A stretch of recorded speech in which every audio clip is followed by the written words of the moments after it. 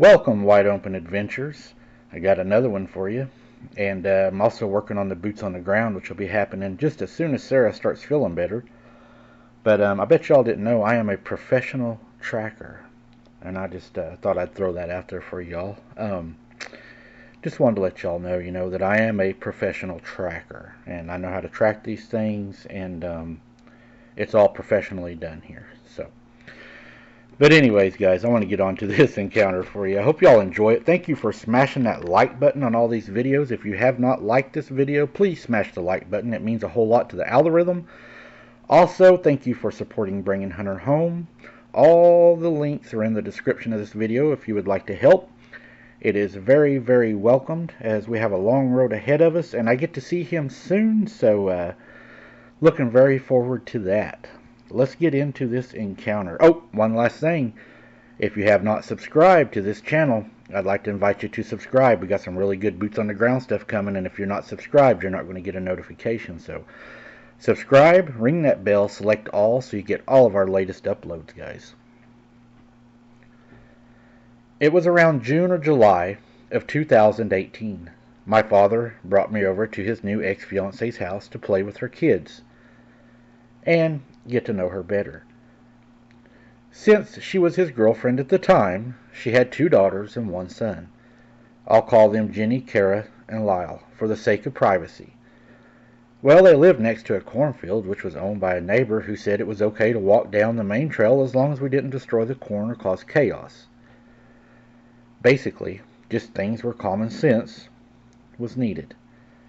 It was just starting to get dark when Lyle and I decided to take a walk down the main trail to the center of the field. Their pit bull, Jada, accompanying us as well. We began to walk and just talked about random things such as our current obsession with the game Five Nights at Freddy's, or what video games we might play on the Wii when we returned from the walk. We weren't nervous about the dark or what creatures may lurk within it. As we walked, Lyle decided to tell me a story about Jada, who was currently walking beside us. A few years ago, we had some coyotes in the cornfield. They always made so much noise at night, Lyle began hopping over a small stick before continuing. Jada was never allowed outside after dark because of them. We didn't want her getting hurt or, killed, since coyotes can be pretty dangerous and aggressive in packs to other dogs and pets. Well, one night, Jenny, the eldest daughter, let Jada out accidentally, and she ran right into the corn where we previously was hearing the coyotes. They came into our yard, and Jada absolutely destroyed them. She even ripped one's tail off. Lyle ended up yelling for her. She finally did come back, but dang, it sure scared us. We didn't want her to get lost. That sounds like it must have been scary. Well, coyotes can be pretty nasty.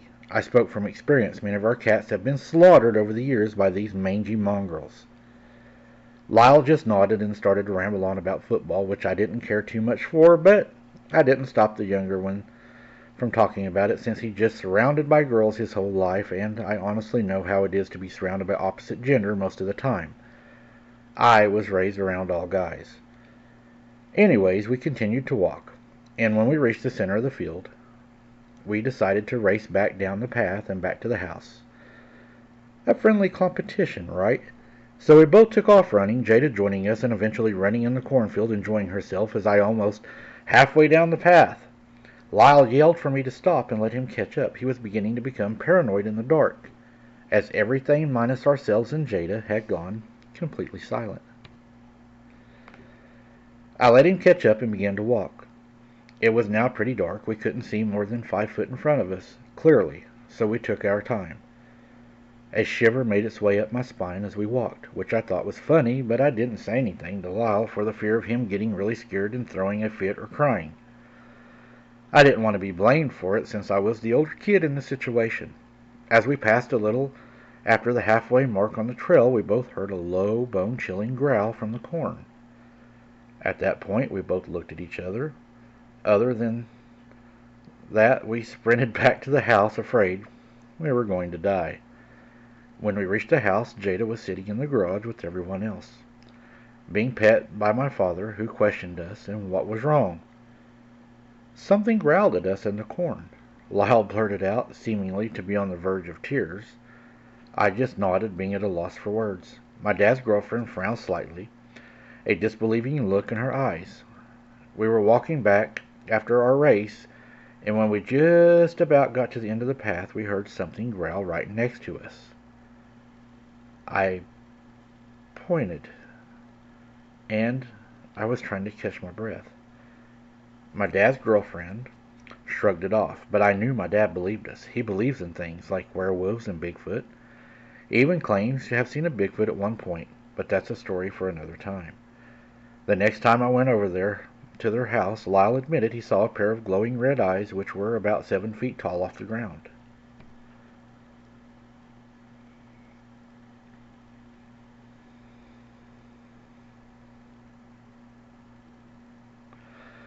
But I've never in my life encountered anything quite like what we would encounter this night.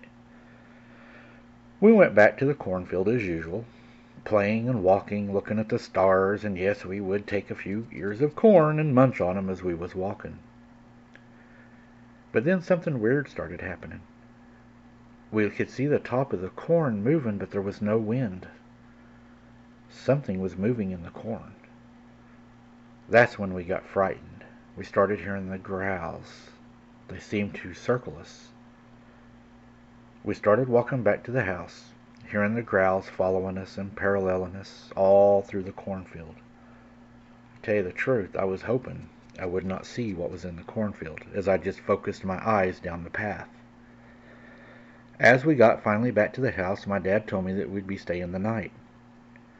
That night, while we were all in the front room watching TV, his girlfriend had popped us popcorn. It was a calm night. We were watching Lonesome Dove. And that's when it happened. Something beat on the front door so loud that we thought something was coming in the house. The door sounded like it was going to break. The pounding was so hard the window even jarred. You could hear the glass jarring as it pounded on the window. My dad jumped up and yelled for her, "Do you have a gun? Do you have a gun?" She said, "Yes, yes, yes, yes, hold on." And she runs over to the cabinet and pulls out a small .22 pistol. My dad grabs the sidearm, puts us all in the corner. The banging on the door is tremendous. My dad yells, thinking it may be somebody, "We're armed. You better leave. We're armed." And that's when we all heard it. This thing growled right through the side of the house, right through the wall, right through the door, right through our bodies. Even the window shook. My dad, frightened, I could see it in his eyes. First time I've ever seen him afraid or scared. My dad grabbed all of us and took us to the back bedroom. He turned out all the lights and he told us not to move because if the lights were on, it could see us in the house and see our shadows. He shut the bedroom door, took the old chair that used to sit by her sewing machine, and he propped it underneath the doorknob, hoping to barricade the door in case it made its way into the house. It started to howl. It sounded kind of like one of those old scary werewolf movies where the werewolf man would yell. It wasn't an animal yell, but it wasn't a human yell. It was somewhere in between. And then we hear it walking outside. We could hear it breathing through the walls. It was breathing so hard I will never forget that. I could hear it sniffing. And then at the window, you could hear it. It was sniffing the window. And then it started scratching the window. That's when my dad grabbed his cell phone and called 911. We could hear it stalking us on the outside of the house. I will never forget the breathing that this thing was making. Finally, to our surprise, red and blue flashing lights through the window as a police car circled the house. My dad told us to wait into the room while he met the officers. Later, they all came into the house and I could hear them talking. There was large scratches on the window, large scratches down the side of the house.